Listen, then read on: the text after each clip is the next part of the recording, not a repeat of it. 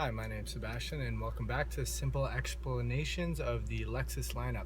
Today I'm going over the RX350 again in the Drive Select Mode, which would be right down here, and what it really does, and at least the basic way I like to explain it. So, of course you have normal or comfort mode here, what you always start in when you start up the car unless you change your settings. Then you have sport mode over here and eco mode over here. So now I'm going to look at the dash. So this is where you're going to be able to tell what mode you're in when you turn it, so you forget for some reason. So we're in P for park, but if you're in drive, you'll see it then too. The neat thing is you can use this mid-drive. It's not like a four-wheel or into a two-wheel drive and you have to stop. You can just drive immediately. So we're going to turn it over to the left first. You see eco, and perhaps you can tell that it's turned blue right below the P for park. Now, even say if we're in drive, it's still going to be blue there right under the D. So what this does is it kind of saves a couple miles per gallon more while you're driving. I like to explain a nice time to use it is, say you hit traffic and you're going to be going stop and go for the next 5-10 miles, and there's no reason to have the extra power, and maybe just throw it in eco mode. This will kind of save you a little more on your gas while you're just going stop and go, stop and go.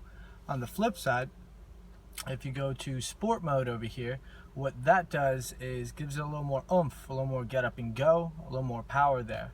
And that's good for, say, some highways you're pulling on and there's not much of a like entrance ramp, or there's no gap in traffic, meaning it's just a consistent flow of cars and you kind of have to match the speed quickly.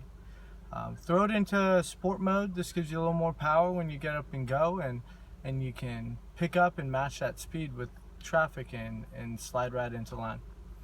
Now, so how I explain it works next would be, if you look more over to the RPMs, the easiest way to just present it is you got a lot more control over your automatic transmission. And how that works is when you're in eco, you actually kind of shift at a lower gear point, and kind of like you're shifting at a lower RPM as well. Gear point is actually more accurate there. And then on the other side, if you go into sport, you're shifting at I believe a higher gear point, and really in your mind you can picture it as like kind of like redlining your vehicle. So whereas you're back into normal and this is your automatic transmission, it kind of gives you more control from where you switch your gears in your automatic transmission at a higher or lower point. But that's really about it. Took a couple minutes to explain. If you have any other questions, you can message me, or my customers always like to ask and I can send them something. So thanks for watching. My name's Sebastian. Take care.